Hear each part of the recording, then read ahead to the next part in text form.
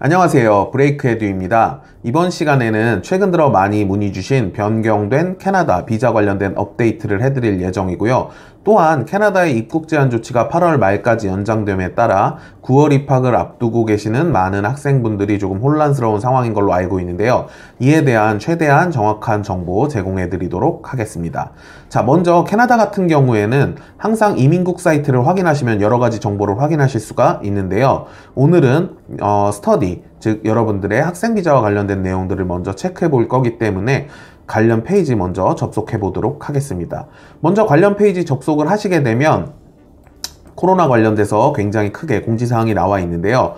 방금 말씀드린 것처럼 현재 여행 제한 관련된 조치들이 내려지고 있는 상황에서 누가 과연 익셈, 예외사항으로 입국이 가능한지를 한번 알아보도록 하겠습니다. 자, Who can enter Canada? 라고 여기 정확하게 나와 있는데요.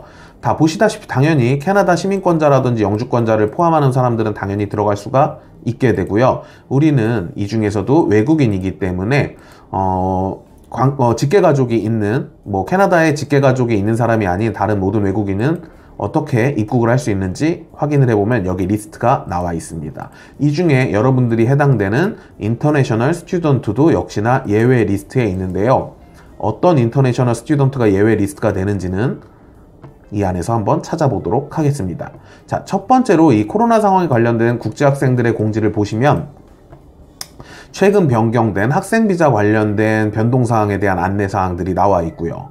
그 다음으로는 어떤 익셉션, 즉 예외 학생들이 입국을 할 수 있는지가 설명이 되어 있기 때문에 오늘은 이 두 가지를 위주로 여러분들에게 설명해 드리도록 하겠습니다. 사실 이미 캐나다에 있는 학생들이라든지 저희가 포스트 그래듀에이트 워크 퍼밋, 즉 졸업 후 받는 취업 비자 관련된 내용들도 이 안에 다 설명이 되어 있기는 한데 사실 현지에 있는 분들은 어느 정도 내용을 숙지하셨을 걸 알고 있기 때문에 오늘은 가장 위에 있는 변경된 학생 비자와 어떤 학생들이 들어갈 수 있는지에 관련된 부분 가지고 여러분들과 이야기해 보도록 하겠습니다.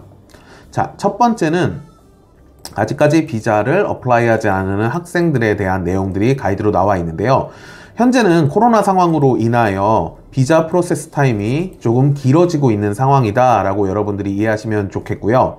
이와 관련된 자세한 내용은 아래 비자 설명에서 다시 한번 해드리도록 하겠습니다. 현재 캐나다 비자 같은 경우에는 온라인으로 여러분들이 진행하실 수가 있게 되고요. 캐나다 밖에서 진행하는 모든 비자는 온라인으로 하시는 게 가장 빠르게 진행하실 수가 있습니다. 이것 자체는 기존의 비자를 어플라이 하시는 것과 방법이 같기 때문에 특별한 점은 없는데요. 우리가 봐야 할 것들이 조금 있습니다. 자, 첫 번째, 기존에도 캐나다 비자를 하시기 위해서는 여러 가지 관련 서류들을 제출하셨어야 했는데요. 이번에 코로나로 인하여 방금 말씀드린 바와 같이 비자 프로세스 타임이 늘어났죠. 이에 따라 캐나다에서 비자 프로세스가 느려지면 9월 학기에 지장이 생길 걸 염려해서 최근에 비자를 두 단계로 나눴습니다. 이에 따라 퍼스트 스텝과 세컨드 스텝으로 나눠서 진행을 하게 되는데요. 첫 번째 스텝 같은 경우에는 여러분이 관련된 모든 서류들을 업로드를 먼저 하시게 되고요. 그 다음에 만약에 제출하지 못하는 서류가 있다면 사유서를 작성해서 같이 올리시면 됩니다. 사실 이 부분은 한국 학생에게는 거의 해당 사항이 없는 내용입니다. 왜냐하면 외국의 많은 국가들은 코로나로 인해서 신체 검사가 불가능하다거나 바이오메트리가 불가능한 그런 상황들이기 때문에 이 부분에 대한 부분을 보상하기 위한 어떤 정책인데요. 한국에서는 지금 모든 게 가능하기 때문에 여러분들은 한 번에 모든 서류를 준비해서 접수하시는 게 더 좋을 것 같습니다. 자, 이렇게 되면 말씀드린 것처럼 스테이지 1의 경우에는 입학 허가서라든지 기본적인 잔고를 증명할 수 있는 서류들 정도를 심사하게 되고요.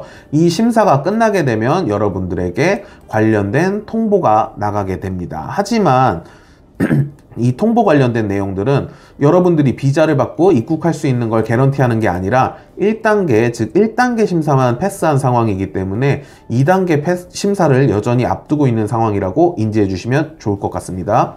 이 1단계로 나눈 심사 같은 경우에는 여러분들이 9월 학기를 차질 없이 먼저 시작할 수 있게 하는 걸 첫 번째 목표로 하기 때문에 최대한 9월 학기 시작 전에 여러분들에게 비자를 주기 위하여 캐나다에서도 노력을 하고 있습니다. 이 1단계 비자를 받게 되시면 여러분들은 온라인 수업 같은 경우 한국에서 충분히 진행을 하실 수가 있게 되고요. 관련돼서 여러분들이 나중에 캐나다를 들어갔을 때 어떤 불이익이 없도록 하기 위하여 이렇게 나눈 상황이다 라고 이해하시면 좋을 것 같습니다. 그리고 그 다음 스텝은 두 번째 단계인데요. 이 경우에 남아있는 다른 서류들, 아까 말씀드렸던 메디컬 이그잼이라든지 폴리스 서티피케이트, 그리고 또 바이오메트릭 같은 이런 서류들을 다시 한번 심사해서 최종적으로 비자를 승인하게 되는데요. 이게 지금까지 여러분들이 알고 계시던 최종 비자 승인이다 라고 이해하시면 좋을 것 같습니다. 자, 이 경우 학생이 만일 이 2단계까지 어프로브를 받게 되면 캐나다로 들어가실 수가 있게 되는데요. 단 트래블 리스트릭션이 변경될 시 들어가실 수가 있게 됩니다. 자, 하지만 말씀드렸다시피 8월 30일까지는 이 트래블 리스트릭션이 현재 유지될 가능성이 크기 때문에 9월 학기를 앞두고 계신 분들은 8월에 입국에 제한이 있을 가능성이 상당히 크고요.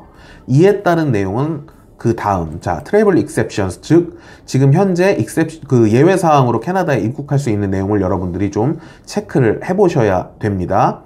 다시 처음으로 돌아가서 비자 관련된 내용을 설명해 드리자면 이 2단계 프로세스 같은 경우에는 9월 15일 이전까지 접수하는 비자들에 대해서 현재 실행할 계획이라고 하고요. 그 이유는 다시 예전처럼 정상화된 비자 절차를 진행할 가능성이 크다는 거 여러분들이 알고 계시면 좋을 것 같습니다. 다시 말하면 아마도 9월까지는 계속해서 조금 딜레이된 비자 승인이 나올 테니까 여러분들이 학업 계획을 가지고 계신 분들은 주의하시는 게 좋을 것 같습니다. 자, 다음으로는 아까 말씀드린 트래블 익셉션 관련된 내용인데요. 이는 비자와도 약간은 다른 내용입니다. 비자를 받는 신청 자체는 트래블 익셉션과는 별개로 여러분들이 해주셔야 하는 일이고요.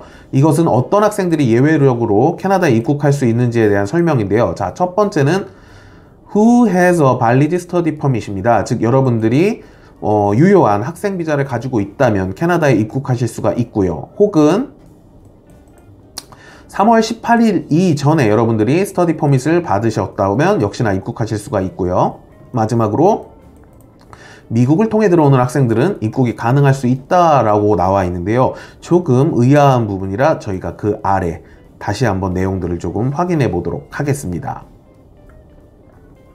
자, 여러분들이 이 세 개의 조건에 해당할 때는 가져가셔야 될 것들이 있는데요. 첫 번째, valid study permit or A Port of Entry Letter of Introduction.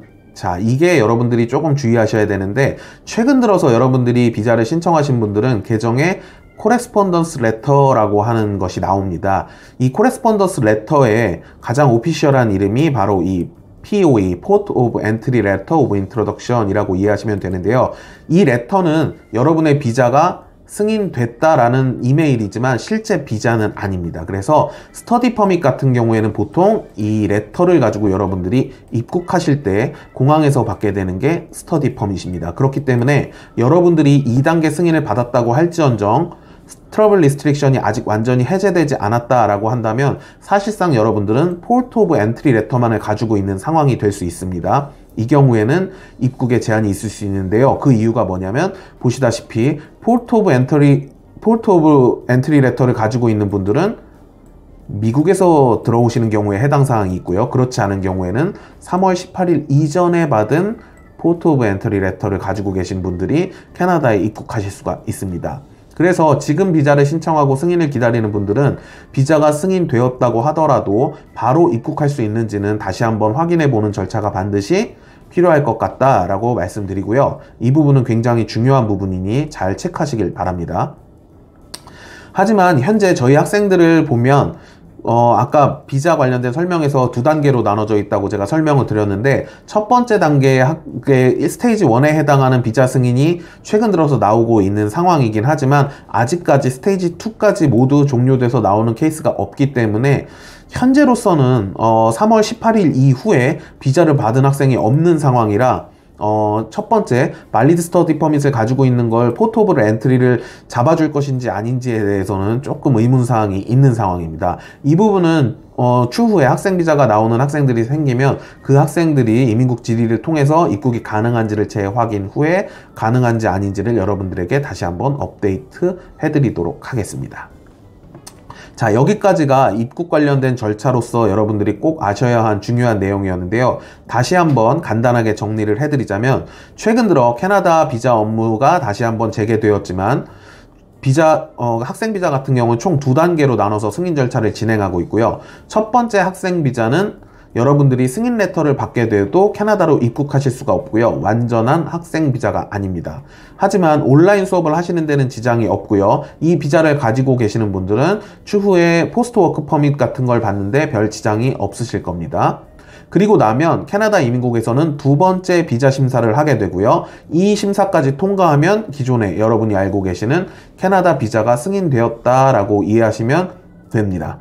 그리고 이 경우에는 약간 문제가 있을 수도 있는 내용이긴 하겠지만 포트 오브 엔트리 레터를 가지고 있는 학생이 미국을 통해 입국한다면 사실상 입국이 가능하다는 내용이기 때문에 여러분들이 미국 경유해서 들어간다면 입국이 가능할 가능성도 여전히 있다는 부분 알고 계시면 좋을 것 같고, 이 부분 때문에라도 추후에 비자가 나오는 학생 같은 경우에는 이민국에 다시 한번 질의를 하고 사전 서면 승인 신청을 받아서 입국이 가능한지 확인해 보면 좋을 것 같습니다. 그리고 여러분들 모두 알다시피 최종 결정은 캐나다 이민국에서 진행하게 되기 때문에 어떤 비자도 완전히 다 들어갈 수 있다 혹은 없다라고 말씀드릴 수는 없습니다. 그래서 지금 같은 상황에서는 비자가 거절되거나 하는 경우도 드물게 있을 수 있으니 충분히 그 점 고려하셔서 진행하시면 좋을 것 같고요. 최근 그냥 분위기만 설명을 드린다면, 기존에 학생 비자를 받았던 학생들이 학업을 위해 들어가는 경우에는 특별한 문제 없이 여러 가지 서류만 잘 준비해가면 입국을 잘 하고 있는 상황이긴 합니다. 그래서 지금 경우는 최근 변경된 비자에 따른 최종 비자 승인을 받은 학생들이 나오기 시작하면 좀 더 명확하게 어떤 상황에서 캐나다에 들어갈 수 있고 없고가 나올 수 있을 것 같고요. 이에 따른 변경 사항이 확정된 게 생긴다면 바로 여러분들에게 다시 안내해 드리도록 하겠습니다. 궁금한 점 있으시면 저희 페이지에 답글 남겨주시면 저희가 답변 드리도록 하겠습니다. 감사합니다.